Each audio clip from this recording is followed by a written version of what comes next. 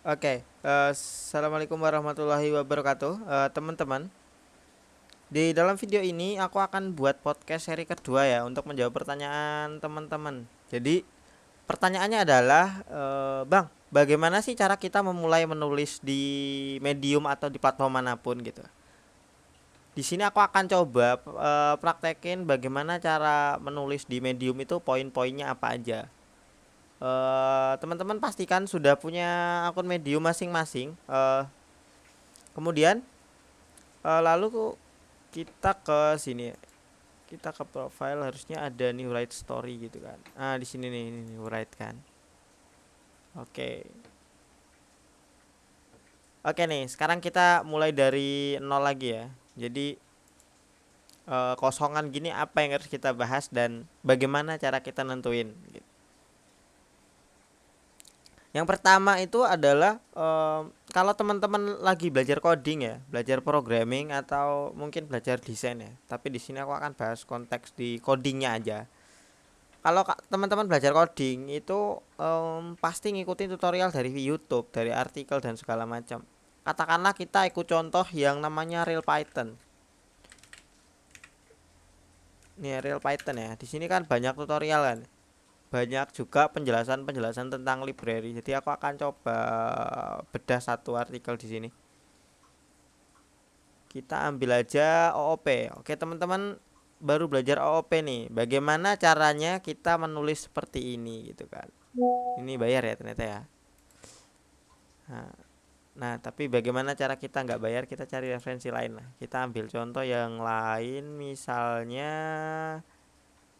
kita load more aja, get current time in Python.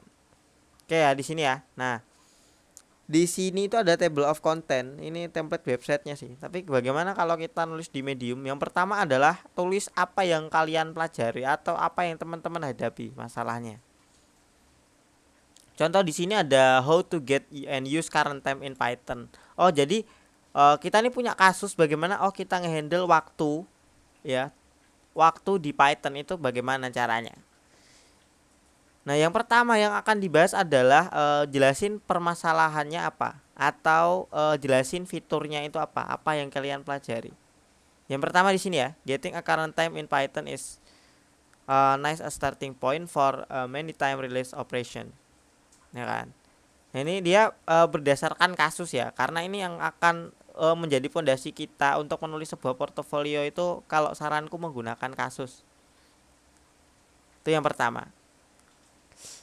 Yang kedua, setelah kita menjelaskan bagaimana caranya ini tuh kasus yang gimana, permasalahannya apa, baru kita mulai dari basic. Perlunya apa kita? Perlu nginstal nggak? Perlu manggil nggak? Oh, cara pemanggilan awal-awal gini. Di sini ya ditunjukin bahwa di sini cara penggunaan simpelnya seperti ini. Kemudian di sini dijelasin bahwa kode di atas tuh ngapain. Di sini kan. Kemudian beberapa fiturnya yang lain ya, yang sering digunakan atau yang teman-teman sering pakai itu. Itu akan ada di sini. Ya kan. Kemudian ya sama jelasin yang terakhir. Kita langsung loncat ke bawah aja setelah dia ngebahas pesan-pesannya, ngebahas tentang artikelnya ini. Yang terakhir itu adalah ini, conclusion. Apa yang kalian pelajari, apa yang kalian dapat ketika membaca artikel ini dari diri sendiri dulu. Kita nggak perlu mikirin kata-katanya ya kan. Tool yang paling powerful yang sering saya pakai adalah Google Translate. Kita ketik aja Translate ya kan. Translate sama yang plugin namanya Grammarly ya di sini ya. Ini aku akan coba review di video selanjutnya untuk Grammarly ini. Oke. Pertama kita ketik bahasa Indonesia dulu. Bahasa Indonesia itu bahasa Indonesia yang baku atau bagaimana? Enggak. Bahasa Indonesia yang teman-teman nangkep dari materi tersebut. Yang teman-teman pelajari itu ketik aja. Oh, saya paham bahwa time Python itu time Python digunakan untuk bla bla bla misalnya. Nanti kita akan coba langsung praktek yang dari sini nih kan. Di sini kan kesimpulan di sini aku sering pakai fitur ini buat apa gitu di sini. Nah, baru itu yang paragraf terakhir itu kalimat closing ya. Oke, sekarang kita sudahi teorinya, kita masuk ke praktek ya. Di sini aku sudah siapin medium new story. Jadi di sini aku akan ngebahas bagaimana cara membuat apa ya? Sebentar. Cara pakai HTTPX ya di sini. Di sini ya, karena ini kasus di scraping ya. Jadi aku akan ambil perspektif dari sini. Oke. Berarti gini kan?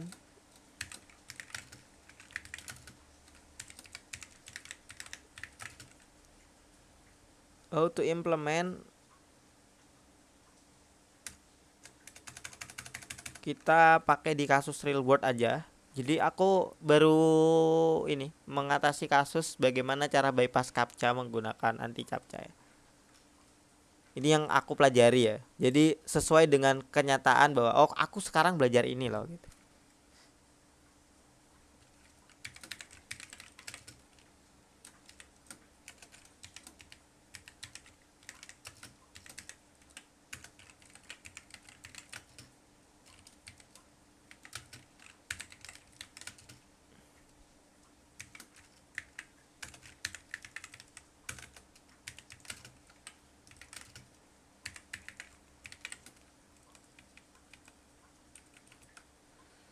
Ini nah kan dia kita nggak perlu mikir-mikirin ini kan.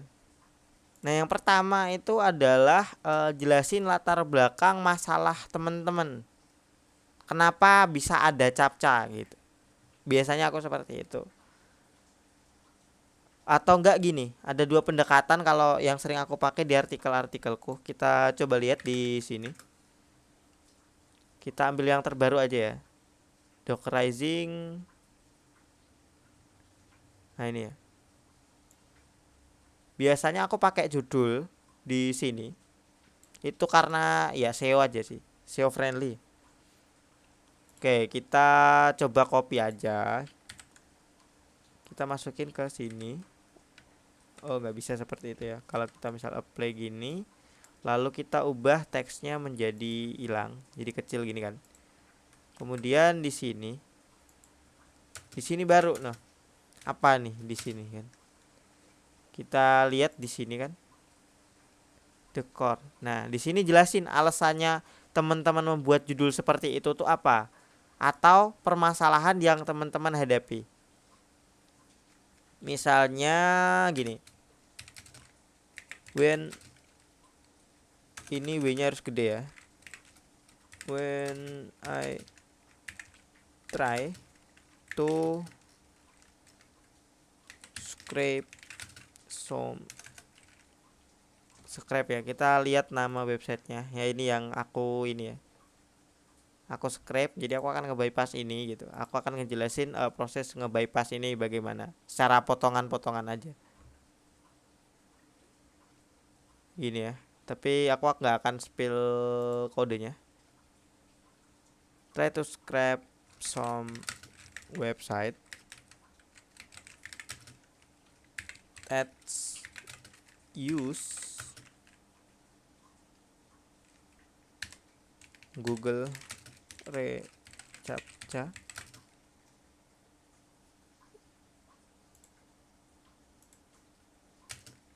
V2 ini kan,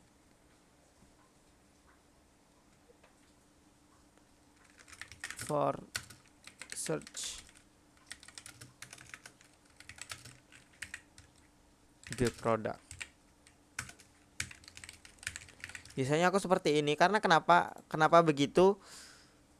Ini tuh akan ngebawa pembaca kita itu jadi bener-bener fokus by case, dan ini menurutku worth it banget karena aku tembus 2 atau 3 job remote ya di Fiverr itu pakai artikel ini gitu, dan pakai artikel-artikel yang seperti ini. Jadi berdasarkan kasus ya. Kenapa kasus ya? Karena yang sering kita hadapi itu. To search product and inspect. Ini kan, ini adalah background masalah kita. Yang kedua adalah permasalahannya apa. Nah biasanya aku tuh selalu kasih ini kan, selalu kasih yang namanya heading 3. Oke, kita tambahin aja. Misalnya, nah di sini kita kasih pembukaan. Misalnya ini latar belakang masalahnya udah ketemu nih di sini kan. Berarti yang kedua adalah kenapa teman-teman membuat artikel ini? Kenapa teman-teman membutuhkan solusi yang bypass CAPTCHA ini kata HTTPX misalnya. Kita kasih aja namanya heading itu misalnya the problems gitu. Nah, yang ini kan background. Yang ini tuh the problems. Tapi ini bukan standar sih. Ini karena style penulisanku aja begini gitu. Nah, di sini ya udah kita jelasin. So, in this case I will show you how to bypass anti reCAPTCHA ya. reCAPTCHA versi 2 gini. reCAPTCHA using anti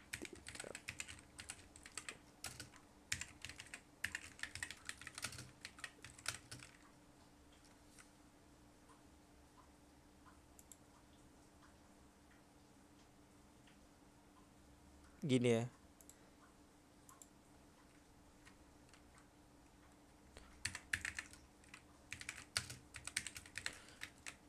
Nah gini, ini biarin aja HTTPX, anti captcha-nya kita gabung, ini HTTPX biarin aja di dismiss.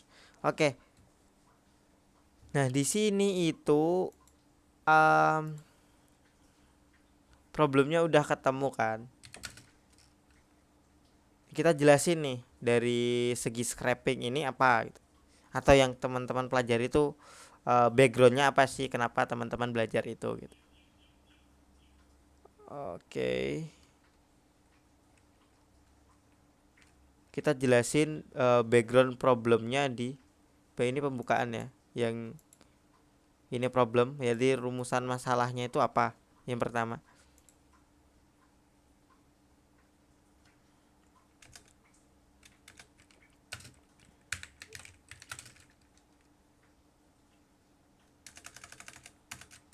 With Python ya, Python programming languages. Misalnya gini.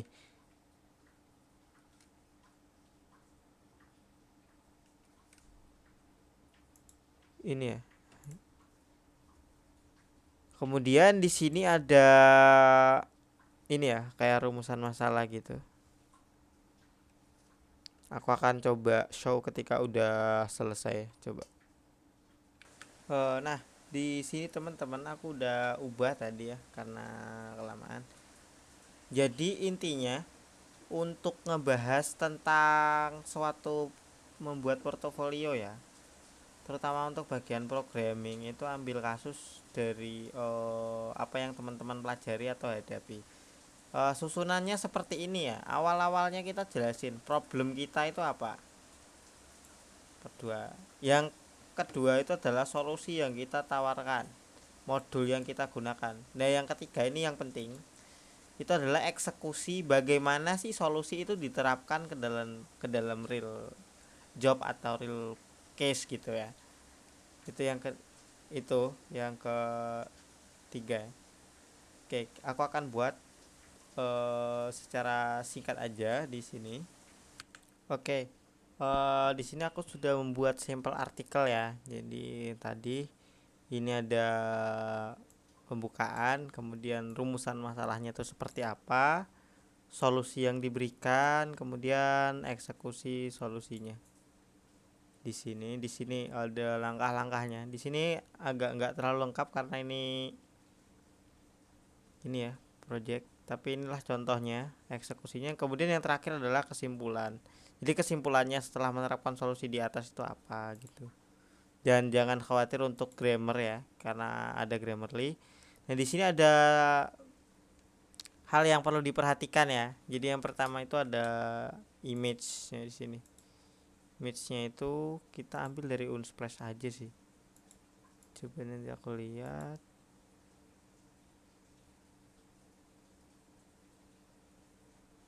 Add new part.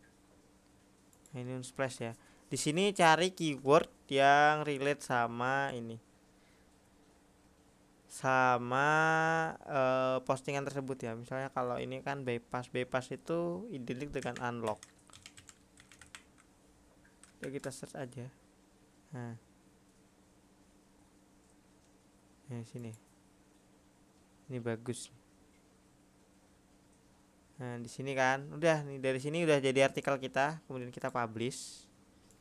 Di sini kita perlu topik ya supaya artikel kita dibaca banyak orang. Itu ada Python data scraping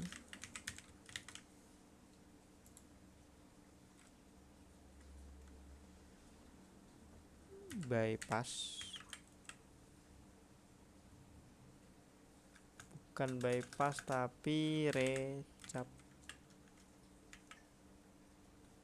recaptcha Google.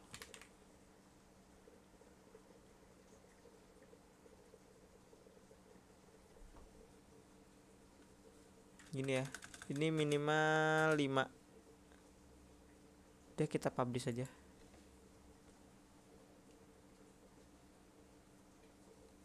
Oke, di sini sudah terbit ya.